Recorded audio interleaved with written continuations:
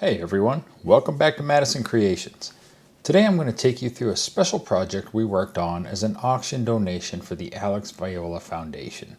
Alex was a hero who was killed in the line of duty, and one of the ways his memory lives on is through this foundation that raises money for the families of wounded and fallen Special Operations warriors. Each year they hold an annual event that includes an auction, and we donate a custom-made piece every year to help raise funds for the great cause. As you may or may not know, we are also veterans, so events like this are near and dear to our heart. So let's take a look at this project, and in the end, I'll reveal how much we were able to raise for charity from one $45 board.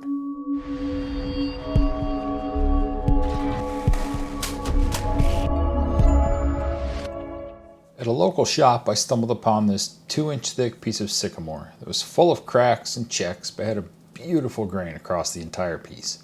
The dimensions were approximately 24 inches left to right and 18 inches up and down. As you can see, this piece did not have any square edges, but my match fit spoil board system easily adapted to hold that in place for a few flattening passes. I used the Avid CNC to flatten both sides of the board using the small 1-inch surfacing bit. There is a link below with more information on the bit, and I also did a comparison video on the performance of this bit if you'd like to check that out.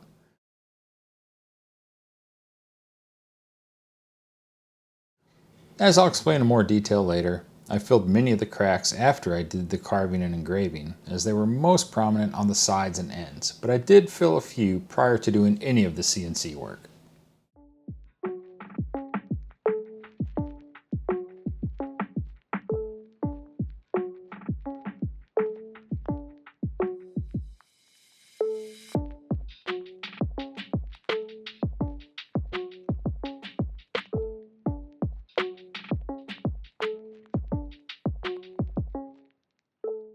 Here, my little helper insisted I show off her new safety glasses.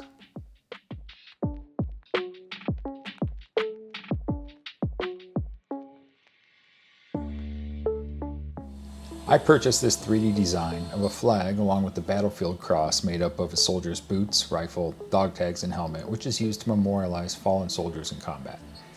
I first used a 1/4-inch spiral bit to do a roughing pass, as sycamore is harder than pine or other soft woods, and actually has a hardness similar to that of mahogany. I knew I'd be asking a lot of my CNC to carve nearly an inch into this board when it came time to use the 3D carving bit.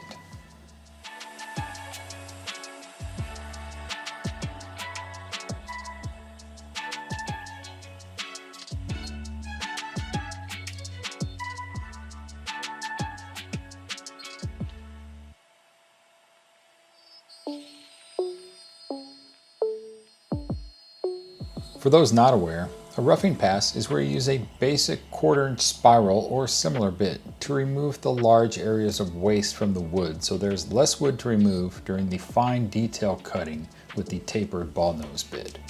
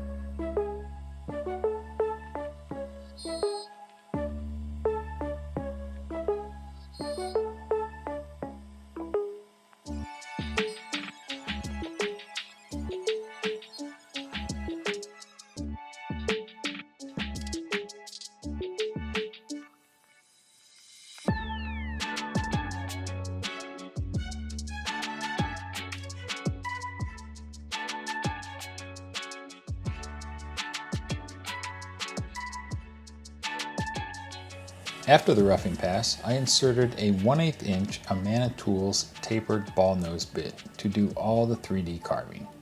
Because of the size of this project, I likely could have used a slightly larger tapered ball nose bit, but I really wanted to ensure the detail came through. This is a special project for a special event, and keeping track of hours was just not a concern of mine. And of course, there will be links to all the tools and bits I used in the description below.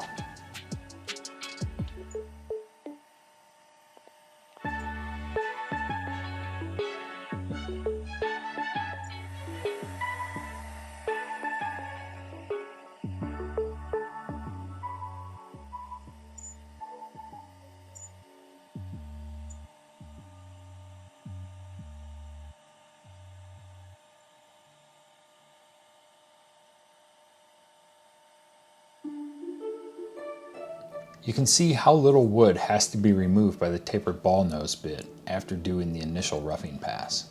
The process does take a decent amount of time, but the end result is worth it. And again, for a project like this, it's not about time or cost.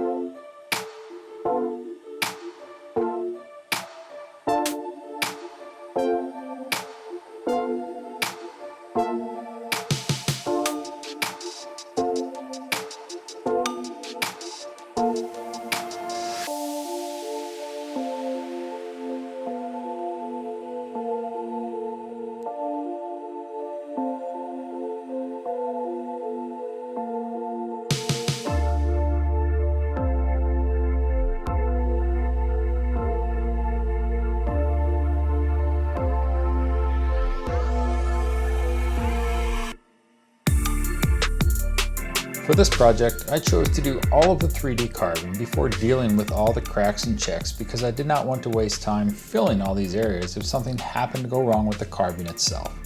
But now with the carving successfully completed, it was time to make this board look more presentable. I used a combination of black CA glue and epoxy with black dye to fill in all the cracks and checks. Obviously, the epoxy was used in the larger cracks and holes, and the CA glue used to fill all the smaller areas. Another tip if using black epoxy is to have some of this black CA glue on hand, if nothing else just to fill the tiny little pits that show up in the epoxy after you first sand it. To keep the glue from going places I did not want it to go, I used this red tuck tape, which worked great. There's a wide variety of products available that would work great for this process. I've put links for what I use in the video description below if you'd like to check them out and get more information on them. I always encourage people to at least hit the link and read some of the reviews so you can see how others have used these products and had great success with them. Once I was satisfied that everything was filled and all the sharp edges had been smoothed out and rounded over, I began finishing. I did not want a high gloss look for this. I almost never use a high gloss finish for anything, and I wanted something to really help the figure of the wood pop. Equally as important, due to the amount of detail in the carving, I wanted something that would not require a significant amount of sanding in between coats. Most people would likely choose a spray finish for this, but I went a different route and used my go-to finish of Osmo Top Oil. I applied this with a white 3M pad. It soaks into the wood and really highlights the grain and figure. And when you do apply it with a white 3M pad, it sands down any of the little rough spots as additional coats are being applied.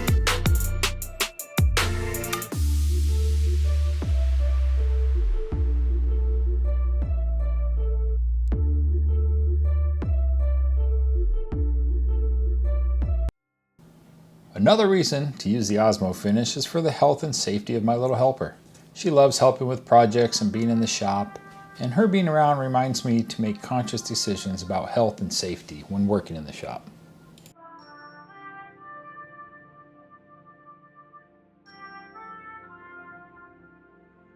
So that is it for this project, which was created and donated to help support the families of fallen and wounded soldiers. Nothing could be more rewarding than being able to use your skills and passion to create a unique project for such a great cause. Our $45 board was turned into something with very special meaning and was sold at the auction for nearly $700, all of which went directly to the foundation. I'd encourage you to take advantage of any opportunity you have to help veterans and their families. And with that said, thank you again for watching. If you like this video, please consider liking and subscribing to the channel as we will continue to show you how we are utilizing new technology in our workshop. Now get out in your shop and get creative.